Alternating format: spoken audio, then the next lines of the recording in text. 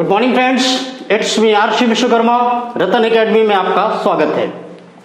आज का टॉपिक है बहुत ही मोस्ट इंपॉर्टेंट टॉपिक है आज का, और ये आपके लिए बहुत ही बेहद ही प्रॉफिटेबल होने वाला है। ग्रामर की जान कह सकते हैं इसको।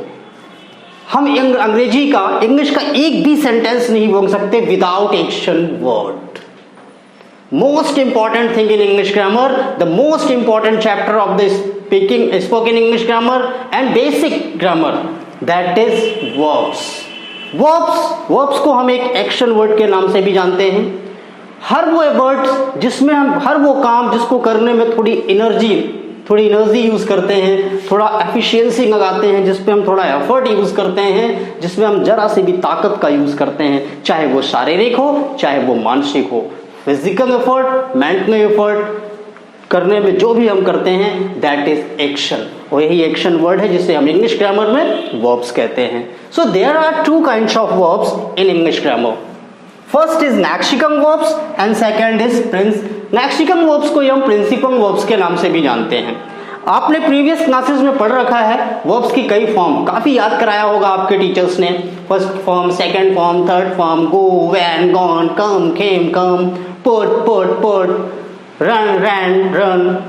ये इसकी जो तीनों फॉर्म्स हैं, और इसके साथ दो फॉर्म और बन जाती हैं आईएनजी और ईएस ऐड करके, go, went, gone, going, goes. इसे वर्ब की first form, second form, third form, fourth form and fifth form के रूप में, and that is called lexical verbs और principal verbs.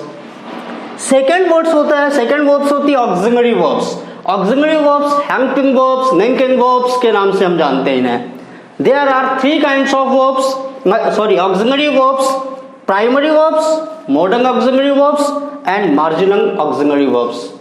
Marginal auxiliary verbs is also called by partial auxiliary verbs. Primary verbs भी तीन kinds होते हैं। There are three kinds of primary verbs, तीन प्रकार की होती हैं। To be, to have, to do. To be, to have, to do.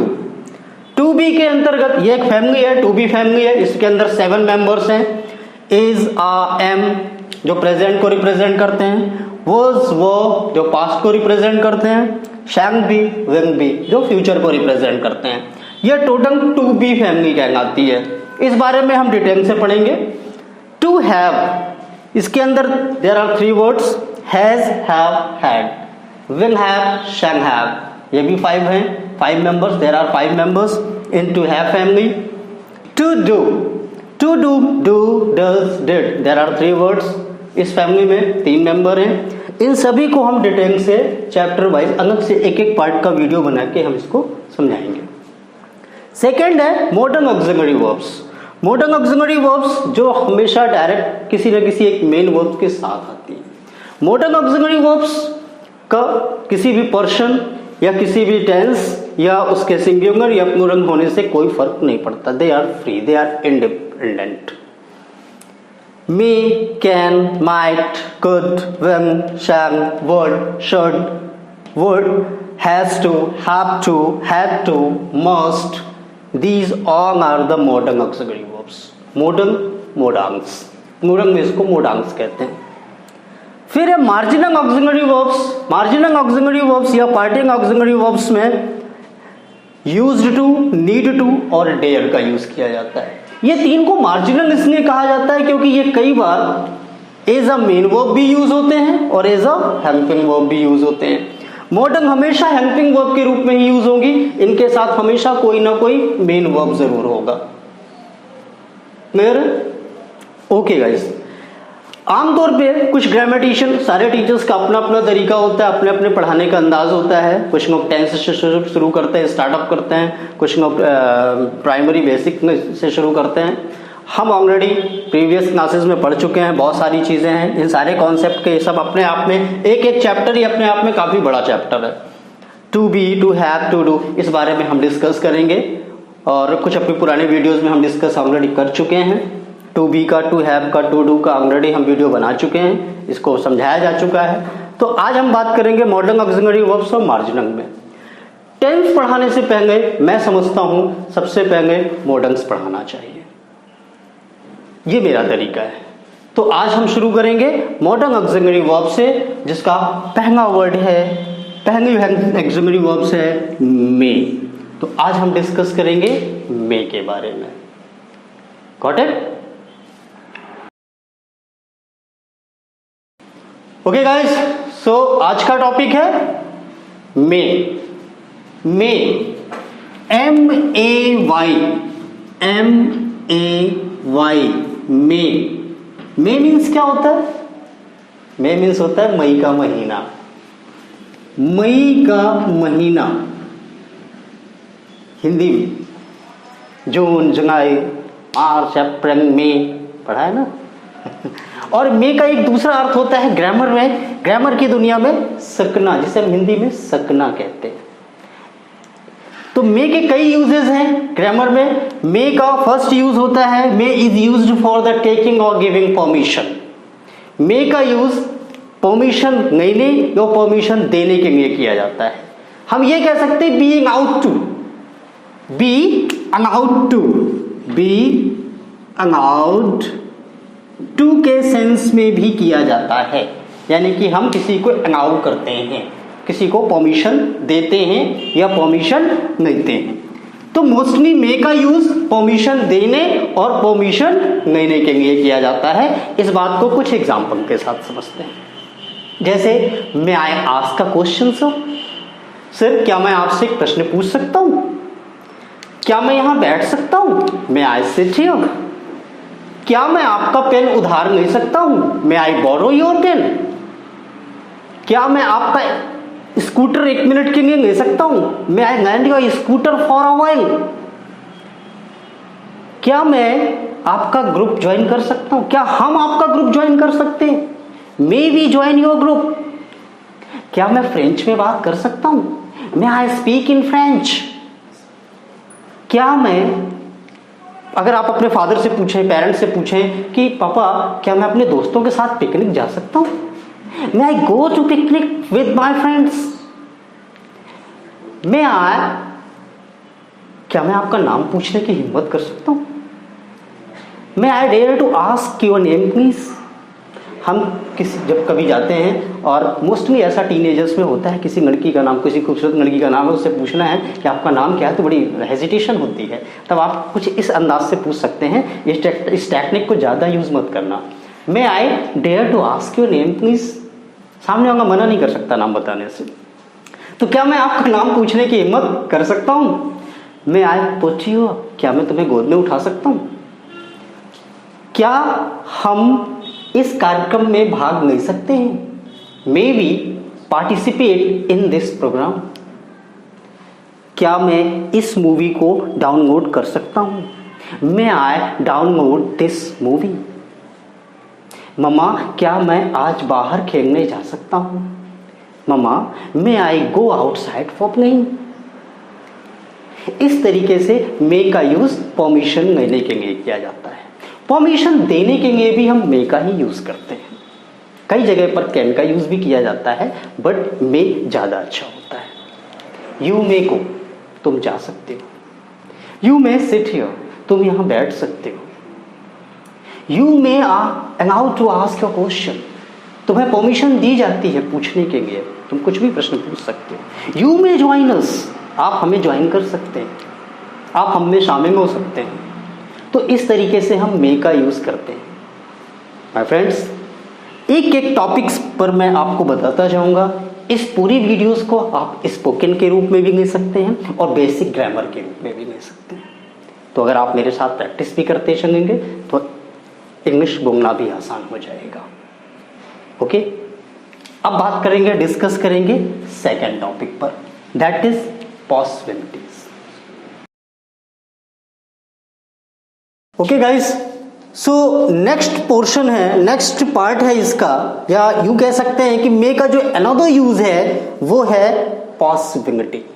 Possibility संभावना। जब हम किसी बात का अंदाजा लगाते हैं, जब किसी बात के होने की संभावना प्रकट करते हैं, और वो संभावना, वो पॉसिबिलिटीज, वो सर्टेनिटी, एक सर्टेनिटी होती है निश्चितता, एक होती अनसर्टेनिटी, कोई अनिश्चितता। ये कोई निश्चित नहीं है कि ऐसा हो, बट इसकी पॉसिबिलिटीज है, और वो पॉसिबिलिटीज जो है वो कुछ हद तक है। हम ये नहीं कहेंगे कि बहुत ज़्यादा है, लेकिन कम भी नहीं है, चांसेस हैं, 50-50 का मामला है, हम श्योर नहीं हैं। जब हम ऐसी बातें करते हैं तब पॉसिबिलिटीज तो मे का यूज करते हैं। जैसे इट मे बी ट्रू, ये सच हो सकता है, आज वर्षा हो सकती है, इट मे रेन टुडे, हो सकता है आज मैं सतना जाऊं, आई मे गो टू सतना टुडे, हो सकता है आज वो मेरा प्रस्ताव स्वीकार कर ले, she may accept my proposal today, हो सकता है मैं जल्द ही अपना स्वयं का बिजनेस स्टार्ट करूं, it may start my own business soon, हो सकता है आज मेरा दोस्त आए, it may my friends come today, हो सकता है आज बारिश हो, इट मे रेन टुडे, हो सकता है आज बादल गरजे, it may be thunder today, it may thunder today. तो इस तरीके से हम कह सकते हैं कि पॉसिबिलिटीज के लिए, संभावनाओं को व्यक्त करने के लिए भी मे का यूज किया जाता है। मे का एक और यूज होता है ऑप्टेटिव सेंटेंस में। सेंटेंस वाले चैप्टर में हमने पढ़ा था 5 प्रकार के सेंटेंस होते हैं, उसमें एक होता है ऑप्टेटिव सेंटेंस। ऑप्टेटिव सेंटेंस अपनी इच्छाओं को, विश, प्रे या कर्ष को व्यक्त करने के लिए किया जाता है। हम अपनी शुभकामनाएं जब किसी को देते हैं, आशीर्वाद देते हैं, या बहुत गुस्से में होते हैं तो श्राप देते हैं, अपनी फीलिंग्स को जब हम एक्सप्रेस करते हैं, इस सिचुएशन में भी मे का यूज किया जाता है। जैसे फॉर एग्जाम्पल समझते हैं, may you succeed in your life, आप अपने जीवन में सफलता को प्राप्त करें। मे गॉड ब्लेस यू, ईश्वर आपको आशीर्वाद दे, ईश्वर आपकी सहायता करे। May you get success, may you get prosperity, आपको बहुत सारा यश मिले, आपको बहुत सारी सफलताएं मिले। मे your journey be comfortable, safe and joyful, आपकी यात्रा बहुत ही आरामदायक, सुरक्षित व मनोरंजक हो, सुखदायक हो। कभी कभी हम गुस्से में भी होते हैं तो गालियां देना शुरू करते हैं, श्राप देते हैं। कभी कभी हम गुस्से में होते हैं तो श्राप देना शुरू करते हैं, गुस्से में कहते हैं हो गया, भगवान उसे सजा देगा, मे गॉड कर्स हिम, उसे मौत आ जाए, मे डेथ नहीं हिज आइसी हैंड्स अपॉन हिम, मे डेथ नहीं हिज आइसी हैंड्स अपॉन हिम, उसे मौत आ जाए। कई बार कुछ ऐसी दुखद घटनाओं के बारे में हमें पता चल जाता है, कोई हमारा करीबी, कोई हमारा रिश्तेदार की डेथ हो गई, तब हम अपनी संवेदनाएं प्रकट करते हैं, उस समय भी मे का यूज किया जाता है। May his soul rest in peace, ईश्वर दिवंगत आत्मा को शांति प्रदान करे। तो इस तरीके की बातों करने के लिए भी ऑप्टेटिव सेंटेंस का यूज किया जाता है। ऑप्टेटिव सेंटेंस में मे का यूज किया जाता है। तो आपने पढ़ा कि मे का यूज परमिशन देने और लेने के लिए किया जाता है। मे का यूज पॉसिबिलिटीज, संभावनाओं को, कम संभावनाओं को प्रकट करने के लिए किया जाता है। मे का यूज ऑप्टेटिव सेंटेंस में विश, प्रे और कर्स के लिए किया जाता है। मे का यूज सबऑर्डिनेट क्लॉज में भी किया जाता है। आपने पढ़ा होगा सबऑर्डिनेट क्लॉज और क्लॉज, इस बारे में भी एक अलग से वीडियोस बनाया गया है, क्लॉज चैप्टर, कंजंक्शन चैप्टर में है। जहां शॉर्ट में समझ लेते हैं कि जब भी सो दैट, ताकि, in order that, so that, ऐसे शब्दों का जब प्रयोग किया जाता है, इन कंजंक्शन का यूज करते हैं, तो सो दैट के बाद हमेशा जो वर्ड यूज होता है उसमें मे यूज होता है। वी ईट, हम खाते हैं, so that we may live, ताकि हम जी सके। ही वर्क्स हार्ड, वह कठिन परिश्रम करता है, so that he may success, he may get success, ताकि वह सफलता प्राप्त कर सके। तो हम कह सकते हैं कि सबऑर्डिनेट क्लॉज में भी मे का यूज किया जाता है। और एक आखिरी बात, मे का एक यूज अनसर्टेनिटी या सरप्राइज को प्रकट करने के लिए भी किया जा सकता है। हु मे बी देयर, वहां कौन हो सकता है, इस टाइप के वर्ड्स को यूज करने के लिए भी हम मे का यूज़ करते हैं जब हम कोई सरप्राइज़ व्यक्त करते हैं। आई होप कि आज का ये वीडियो आपको बहुत पसंद आया होगा, आपके लिए फ़ायदेमंद रहा होगा। मेरी एक इन सारी चीज़ों को, एक एक बात को ध्यान से सुनिए, इस वीडियोस को बार बार देखिए और साथ साथ में मेरी प्रैक्टिस करिए। I hope this video will be benefited for you. इसके बाद हम आगे का टॉपिक में चर्चा करेंगे नेक्स्ट वीडियो में, और फिर कुछ वीडियोस में हम ये भी डिस्कस करेंगे मे और माइट के बीच का डिफरेंस, मे और कैन के बीच का difference. Thank you so much.